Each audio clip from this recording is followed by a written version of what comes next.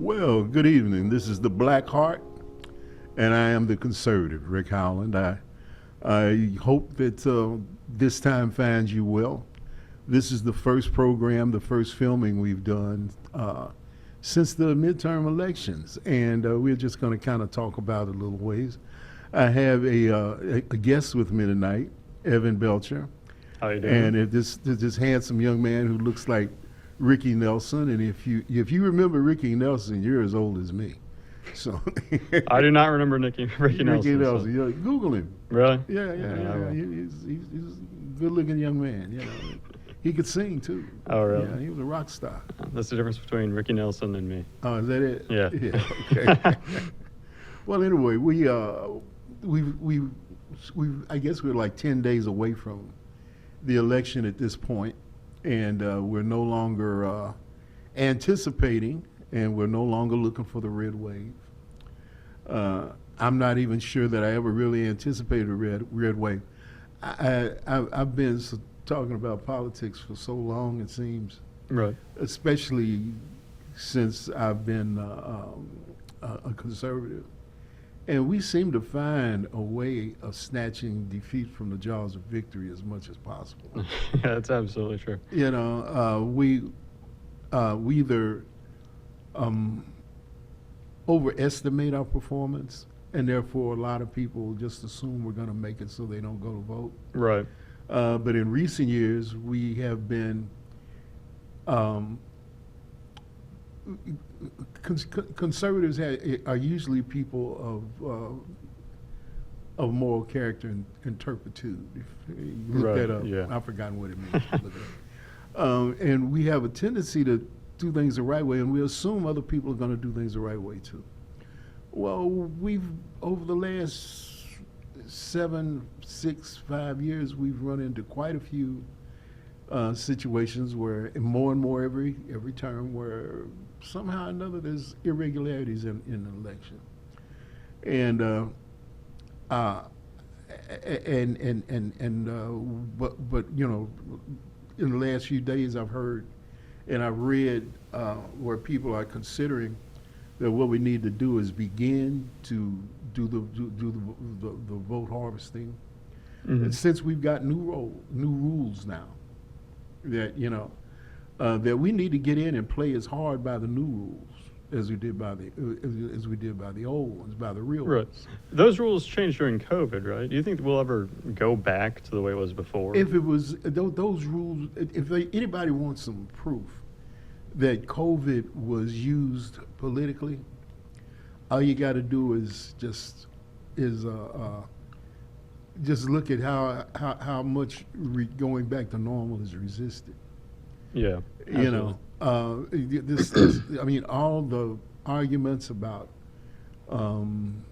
voter Voter ID. voter ID and all that kind of went out the window because they saw where if they could minimize the access to the vote and minimize the number of locations where people could go vote, that would really literally be eliminating people from voting. But because of COVID, and we don't want to be around people that breathe, you know, and we don't want to be around people that maybe cough, you know. Hmm. And it really shocked me. I didn't think Americans were so easily put in fear. I kind of can see now where I used to read in the scripture in the Bible where it talked about, you know, the beast would force people to take the mark of the beast, Right. and I can see it now. COVID showed me that. We've got, and where people that don't take it wouldn't be able to buy or sell. Well, you have people in the military that among first responders who refuse because they'd either had COVID before or because they had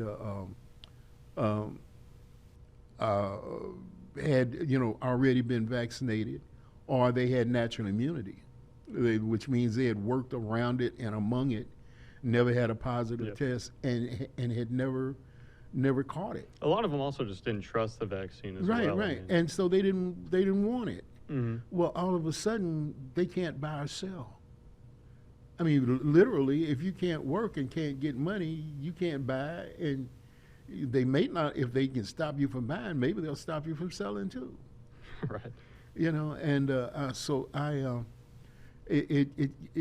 I was thinking that, you know, as a conservative, so many conservatives are of spiritual, operate in a spiritual way. Many of them Christians, not everybody, you know, by any stretch, but we all of a sudden, even Christians, you know, churches. My church was among them, who decided, and it sounded good. It made sense. I don't think my pastor was scared, you know, but it was it was Looking out for other if people. looking out for other people, and looking at the idea of best judgment. Right. You know, well, I was falling for it for a little while, and then it dawned on me. I grew up with polio. I didn't have polio. I don't mean it to sound like that. Praise God, I never caught polio. I did get the vaccines, and the polio vaccine, they did have a mishap with that, and but people, once they got that straightened out, people came back and got the vaccine again. And you move on. My dad and my mom never thought about not working, during polio. And they never did think about keeping me out of school. Right. You know, they did close. The city of Louisville did close the swimming pools, and there were a lot of people who were saying this is silly. You know, especially if you had a scientific background. You know that sunshine has what they call ultraviolet rays, and sun literally kills most organisms that are in the environment around you. If they're outdoors, it's pretty much not gonna. Right. Yeah, it's not gonna survive. Yeah, I'd say another reason for a vaccine, though, I think a lot of skepticism kind of arose around it because the government tried to mandate it, which isn't really something that happened with medical decisions before. Right. I mean, I can't think of a vaccine that was like, it had it proposed in a huge backing for a mandate. Yeah. I think when the government endorses something like that, it's almost kind of creepy. Well, And yeah. it scares a lot of people. Well, see, yeah, but see, what they were doing was experimenting. I think most of that was experimenting by liberals in the government and in the bureaucracy to try to figure out if they could really pull it over on us Hmm. and make us kowtow. Yeah. Fear sells. And Americans, I know we're rough people. You know, I mean, my Lord knows I grew up under Jim Crow. I know how tough it can be. But I was tough. You know, I survived. You know, my dad he grew up in 1902. He and his granddad, had trouble with the Klan, and I'm talking trouble, with like trouble right here in River City. Oh, really? Yeah, you know, Yes. and he was given a weapon as a minor and told if anybody bothered him on the way home from school to give him a shallow grave. Oh, jeez. Now, if you can imagine an elementary school boy being told if somebody bothered, because his family was under threat, Hmm. and he was a child, and the idea was if they could get control of Vance Beatty's grandboy, they could make Vance Beatty do whatever they wanted him to do. You Mhm. know, Vance Beatty was a different kind of cat. He gave the boy a gun and said, "If anybody bothers you, give him shallow grave." And but because he had fought in the Civil War, and he was a man that was he believed in he came home with a constitution, learned how to read while he was in the military, as he was a runaway slave and ran away. Right. And that was his, and he wasn't backing down. He didn't raise my daddy to be that way. And so yeah, America's been rough. You know, but part of that roughness, the bad side of it, is when it was bad. When we were rough on a bad cause, we were really bad. But on the other end of it, when we were rough for the right thing, we were really right, you know. And I just took a certain pride in that. Somehow, all my uncles served. Excuse me, all my uncles served in the military. Um, my teachers, uh, I was surrounded by that greatest generation, and it really shocked me in 20 when I saw that my generation and the generations that we raised don't, for the most part, a large bunch of us don't seem to have that kind of courage.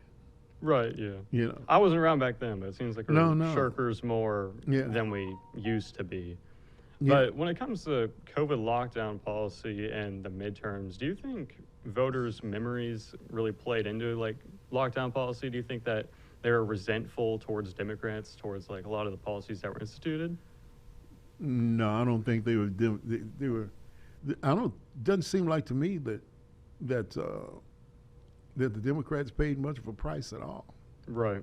I would say that as well. You Absolutely. know.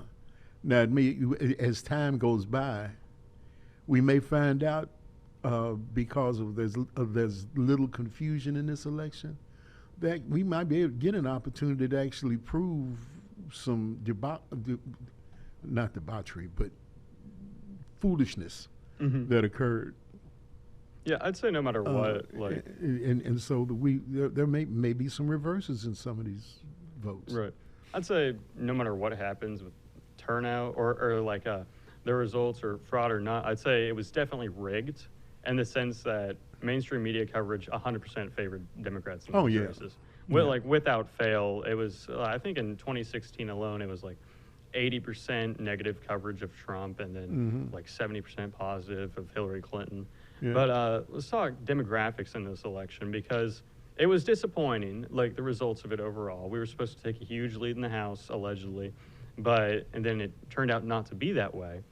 But what happened, though, is Republicans actually gained overall in the country. We outvoted Democrats by 6 million. Yeah, I know. Close to. So obviously turnout was higher in already deep red areas, but there were also some shifts as well, especially in Florida with racial demographics and changing like literally every single racial demographic swayed more Republican this time around with like I believe in Florida it was actually 55% of Hispanic voters went Republican, which is unheard of.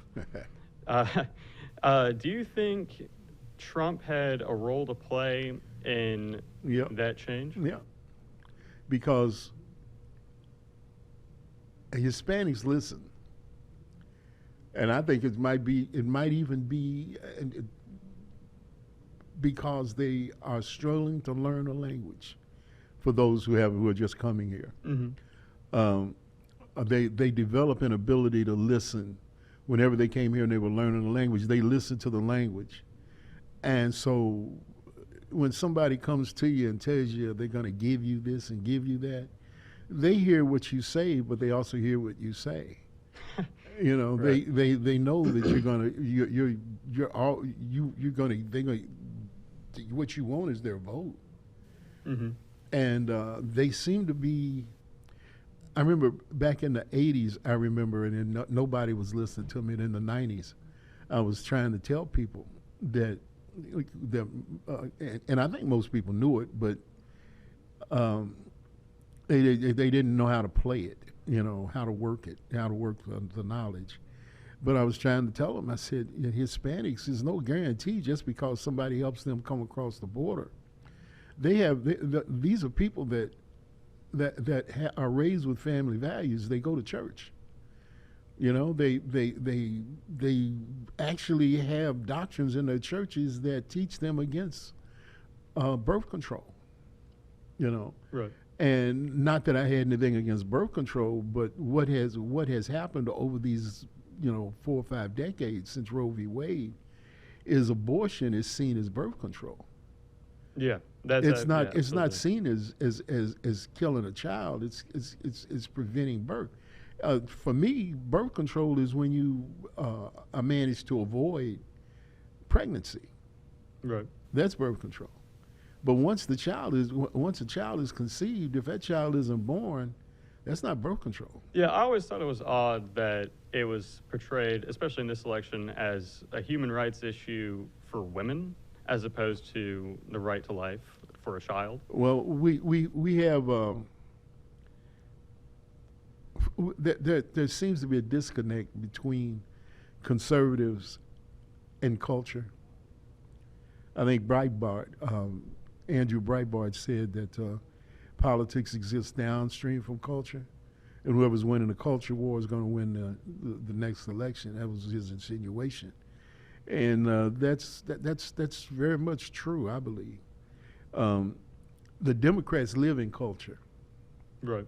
You know, we live in the moral extremity, and then when we are actually doing politics, we take that in, and I really think as is involved in education issues as conservatives are, and Republicans are. They forget that the reason why we're involved in education is because education has been so neglected that the quality of education people are getting now it's been denigrated for about the last 40 years. Right. Yet they go out and they give speeches and they talk to people as though those people have an understanding of what they're talking about. Mm-hmm. They don't teach economics in high school anymore. Right. So if you go out and start talking about inflation, people, human beings have pride. They'll sit there and say, and then they'll go home and they go to the barber shop and say, he was talking about inflation. And what is that? I don't know, man. Because I'm not even sure how I know about it. Well, I take that back. Lyman Johnson, who was a government and an economics teacher at Central High School, he was the guy that integrated UK, if anybody goes back that far back before when during the day laws, blacks and whites couldn't go to school together. Mm-hmm. He was the one that brought the case, and his lawyer was Thurgood Marshall. Oh, wow. 1948, I believe. And but he was a teacher at Central High School, and he taught me the Constitution, and he taught me he taught us economics. He had me doing Veblen's law of diminishing returns, and I mean he didn't go into it too deep because it was a college level thing he was talking about, Mm-hmm. but he was trying to make sure that we could be current and at least conversant. Right. And when we were making decisions about our votes. And I'll tell you how far, I remember when postage stamps went up to 3 cents. I have no clue what it is now. Nobody pays attention anymore. You just go and give them the money for the stamps, you know, and just put them on the envelope. Nobody looks to see what's out of them. But when I was in, I think 10th grade, they jumped up from 2 cents to 3 cents.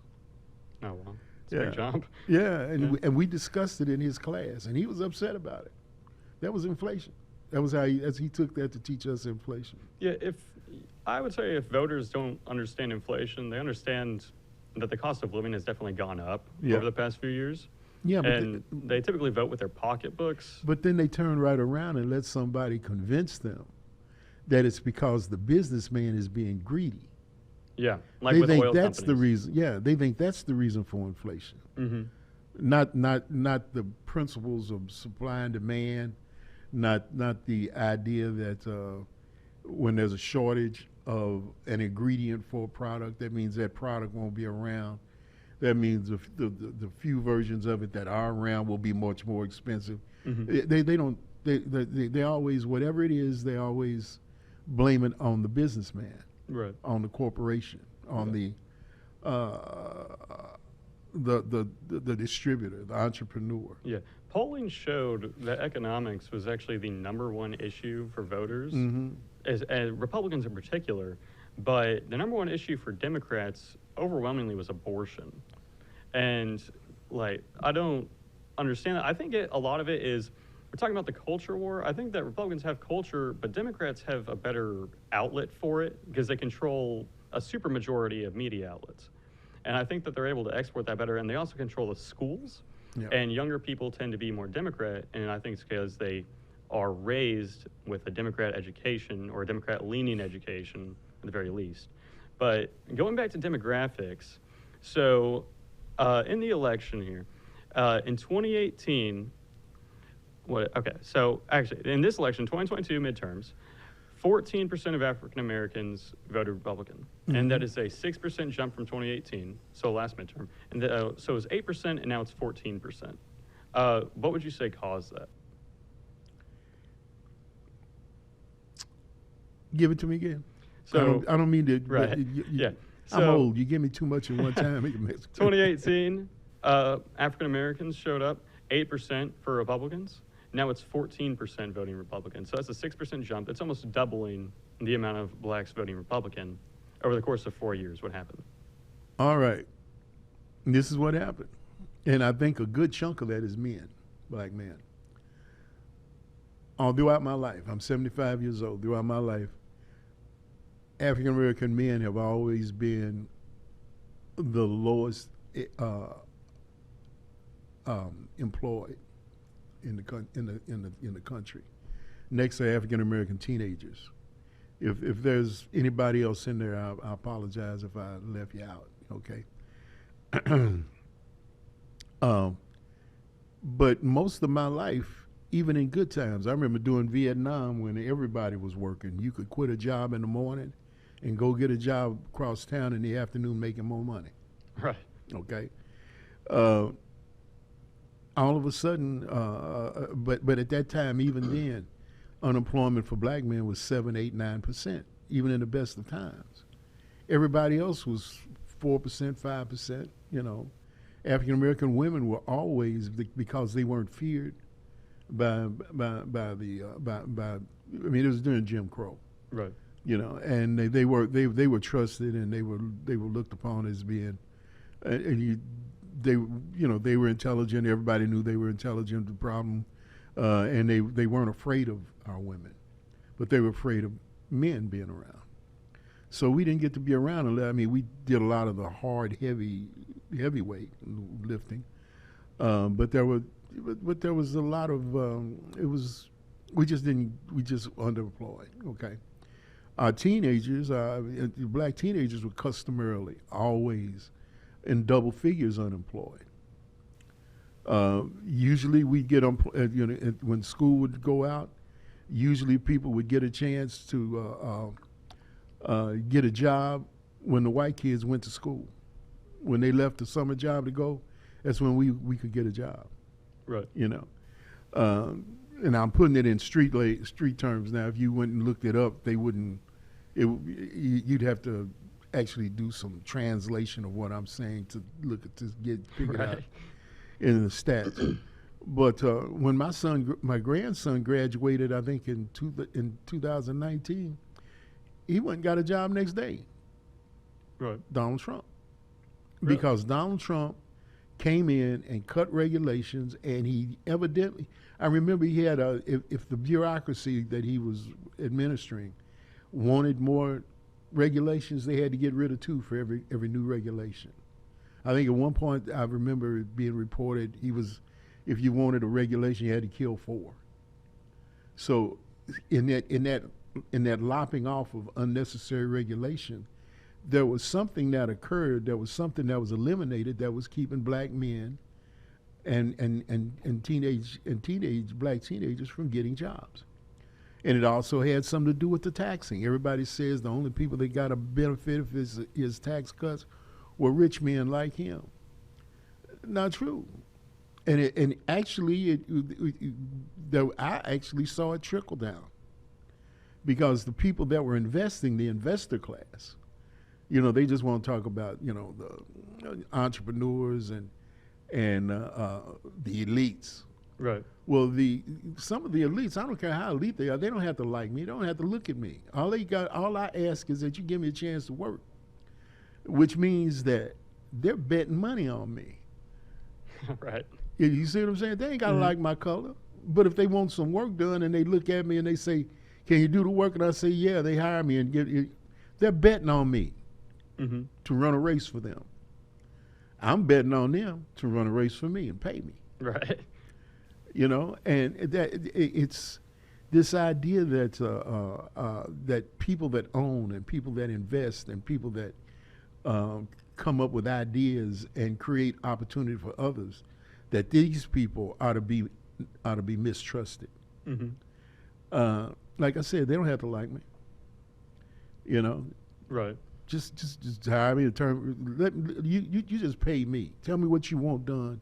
Pay me, and I'll go do it. As long as you're not paying me to go be a hitman or something, we'll get Right. You know, we'll So get you'd say along it's fine. employment is the main reason that a lot of black voters are shifting Republican? Yeah, under Donald Trump, it was. I don't think black women really picked up on it. Plus, they could see the danger to abortion, and a lot of African American women have bought into the notion of abortion. Right. Actually, in the midterm, 68% of single women, not specifying any race, but single women, 68% voted Democrat. Do you think the main issue is abortion then? I think for women, I Yeah. think a lot for women, and for some reason, I don't understand what it is.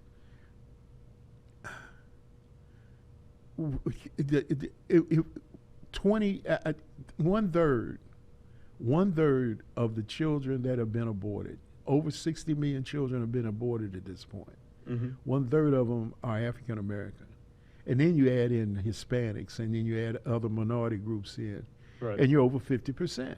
Mm-hmm. Well, if racism is such a big thing to us, why don't we look at those numbers and wonder how come that 6% of the population is roughly is African American women, but they're having somewhere over a third of the abortions. Mm-hmm. But they've been so indoctrinated with feminism that they see an us versus them thing between men and women, Right. I believe.